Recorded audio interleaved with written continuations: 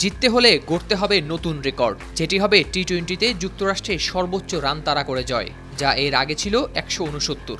তবুও খেললেন কি ভয়ডরহীন ক্রিকেট। কে বলবে প্রথমবারের মতো টি-20 বিশ্বকাপের ম্যাচ খেলতে নেমেছে তারা? এতটাই বিধ্বংসী ও ডাকাবুকো ব্যাটিং করেছেন যুক্তরাষ্ট্রের ব্যাটাররা, যা দেখা যায়নি সবকটি বিশ্বকাপ খেলা টাইগার ব্যাটারদের মধ্যেও। মোনাঙ্ক প্যাটেলের দল শুধু বিধ্বংসী ব্যাটিংই করেনি, গড়েছে নতুন রেকর্ডও। বিশ্বকাপের উদ্বোধনী দিনে ডালাসে কানাডার বিপক্ষে প্রথম ম্যাচ খেলতে নেমে রেকর্ড জয় পেয়েছে যুক্তরাষ্ট্র। যুক্তরাষ্ট্রের ঐতিহাসিক ৭ উইকেটের জয়ের ম্যাচে ব্যাটিংয়ে বিধ্বংসী রূপে হাজির হয়েছিলেন অ্যারন জোন্স। ব্যাটিংয়ে এতটাই তাণ্ডব চালিয়েছেন যে আর কয়েকটি রান করতে পারলে বিশ্বকাপের উদ্বোধনী ম্যাচে সেঞ্চুরির সঙ্গে ক্রিস গেইলের রেকর্ডেও ভাগ বসাতেন তিনি। কানাডার দেয়া ১৯৫ রানের বিশাল লক্ষ্য তাড়া করতে নেমে ব্যাটিংয়ে ৪২ রানে ২ উইকেট হারিয়ে বিপদে ছিল যুক্তরাষ্ট্র। সেখান থেকে তৃতীয় উইকেটে আন্দ্রিস গুসের সঙ্গে ৫৮ বলে ১৩১ রানের জুটি গড়ে ম্যাচ জেতান জোন্স। জুটির অর্ধেকের বেশি রান আসে তার ব্যাট থেকে। এর আগে ২২ বলে ৫০ করে দলের হয়ে দ্রুততম ৫০ রেকর্ডও গড়েন ২৯ বছর বয়সী এ ব্যাটার।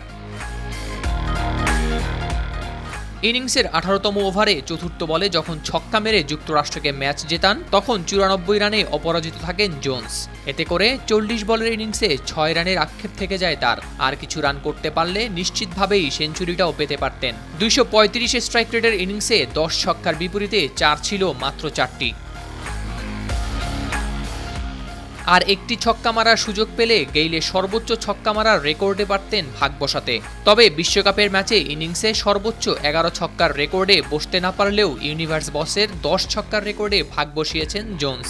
২০১৬ সালে বিশ্বকাপে ইনিংসে ১১ ছক্কার রেকর্ড গড়ার আগে ২০০৭ সালে টি-20-র প্রথম বিশ্বকাপে দক্ষিণ আফ্রিকার বিপক্ষে ১০ ছক্কা হাঁকিয়েছিলেন ওয়েস্ট ইন্ডিজের এই কিংবদন্তি ব্যাটার। জোন্সের ঝড়ো ব্যাটিংয়েই নিজেদের টি-20-র ইতিহাসে তো অবশ্যই সংক্ষিপ্ত সংস্করণের বিশ্বকাপে সহযোগী দলের হয়ে সর্বোচ্চ রান তাড়া করে জয়ের রেকর্ডও করেছে যুক্তরাষ্ট্র। ম্যাচ শেষে নিজের ইনিংস সম্পর্কে জোন্স জানান তিনি ভাষা হারিয়ে ফেলেছেন। ম্যাচ সেরার পুরস্কার নেওয়ার সময় যুক্তরাষ্ট্রের সহ অধিনায়ক বলেছেন, আমি মনে করি না ভাষায় প্রকাশ করা এটি সহজ। আক্রমণাত্মক ক্রিকেট খেলতে চেয়েছিলাম, যে পন্থায় আমি নেটে অনুশীলন করি। তবে সততার সঙ্গে বলছি, দল চাপে থাকলেই আমার সেরাটা বের হয়ে আসে। হাওলাদার শামীম, RTV।